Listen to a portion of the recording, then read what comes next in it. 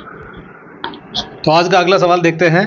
भारत में संवैधानिक उद्देश्यों की पूर्ति में सर्वोच्च न्यायालय की न्यायिक सक्रियता ने किस हद तक योगदान दिया है?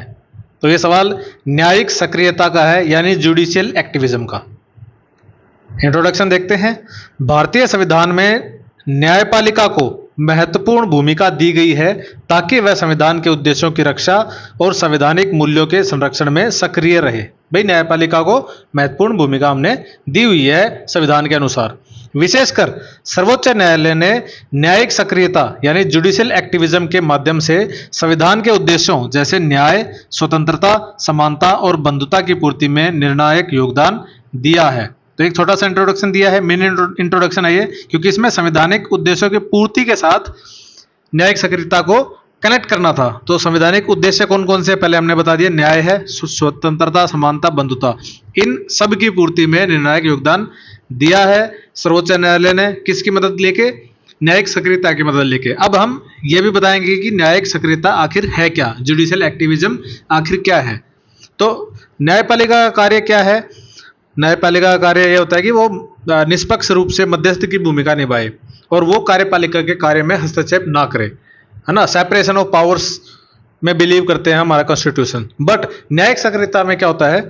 न्यायिक सक्रियता से तात्पर्य है जब न्यायालय पारंपरिक रूप से निष्पक्ष मध्यस्थता की भूमिका से आगे बढ़कर, यानी पारंपरिक रूप से जो निष्पक्ष मध्यस्थ की भूमिका निभाता है न्यायालय, उससे आगे बढ़कर सामाजिक, राजनीतिक और आर्थिक मुद्दों में सक्रिय हस्तक्षेप करता है। सक्रिय हस्तक्षेप करता है, इंटरफेरेंस करता है, उसको हम न्यायिक सक्रियता कहते हैं। यह न्यायालय संविधान की भावना के अनुरूप और न्याय और अधिकारों की रक्षा करता है। तो इसमें भूमिका और योगदान देखते हैं। नंबर 1, मौलिक अधिकारों का विस्तार। नंबर 1 है मौलिक अधिकारों का विस्तार।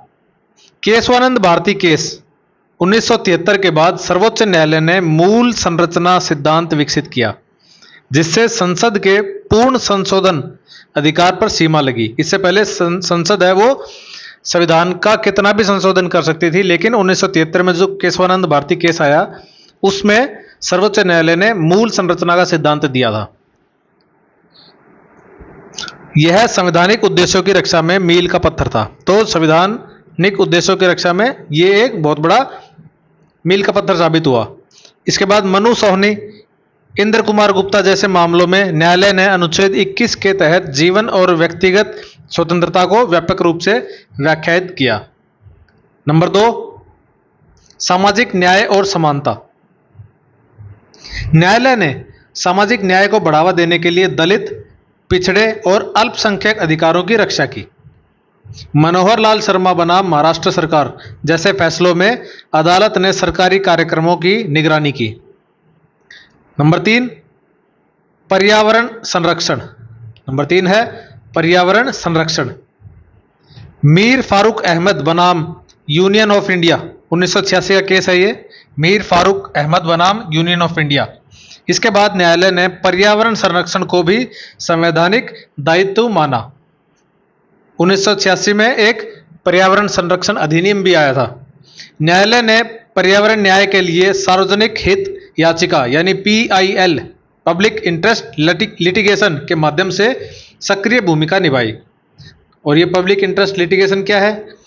PIL के जरिए न्यायालय ने आम जनता के अधिकारों की रक्षा कर कई सामाजिक कुप्रथाओं, भ्रष्टाचार और सरकारी अनियमितताओं को नियंत्रित किया PIL के जरिए।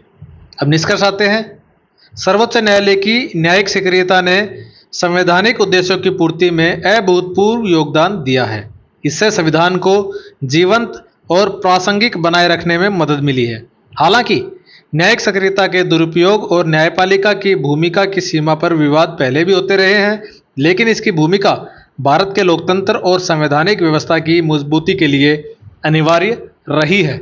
अतः सर्वोच्च न्यायालय ने न्यायपालिका को संविधान की रक्षक और एक संवैधानिक लक्ष्यों की पूर्ति में अग्रणी शक्ति के रूप में स्थापित किया है। तो इस तरह से हमने देखा कि इस क्वेश्चन को हमने डील किया है क्वेश्चन की डिमांड के हिसाब से। इस क्वेश्चन में न्यायिक सक्रियता के दुष्प्रभाव नहीं पूछे गए थे। जब नहीं पूछे गए हैं तो आपको नहीं बताने, क्योंकि आपको क्वेश्चन मिलेगा 10 मार्क्स का।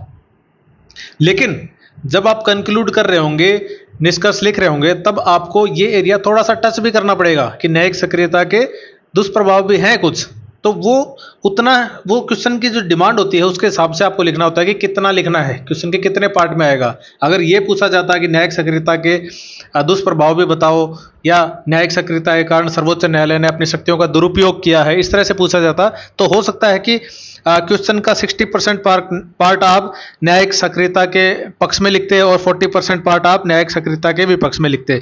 लेकिन इस तरह का सवाल इसीलिए कहा जाता है कि क्वेश्चन की डिमांड के हिसाब से आप उत्तर लिखेंगे। क्वेश्चन की डिमांड यहाँ क्या कह रही है, यहाँ कह रही है कि न्यायिक सक्रियता ने किस हद तक योगदान दिया है, तो आप ज़्यादातर 80 से 90% आप पॉजिटिव पॉइंट ही लिखेंगे उसके। लेकिन कंक्लूजन में आप थोड़ा सा लिख देंगे कि हालांकि न्यायिक सक्रियता के दुरुपयोग और न्यायपालिका की भूमिका की सीमा पर विवाद भी होते रहे हैं, लेकिन इसकी भूमिका भारत के लोकतंत्र और संवैधानिक व्यवस्था की मजबूती के लिए अनिवार्य रही है। तो आपने थोड़ा सा मेंशन भी कर दिया कि आपको पता है कि इसके ऊपर विवाद भी रहे हैं। तो चलिए मिलते हैं नेक्स्ट क्वेश्चन के साथ अगली वीडियो में। Till then take care, bye bye, Tata.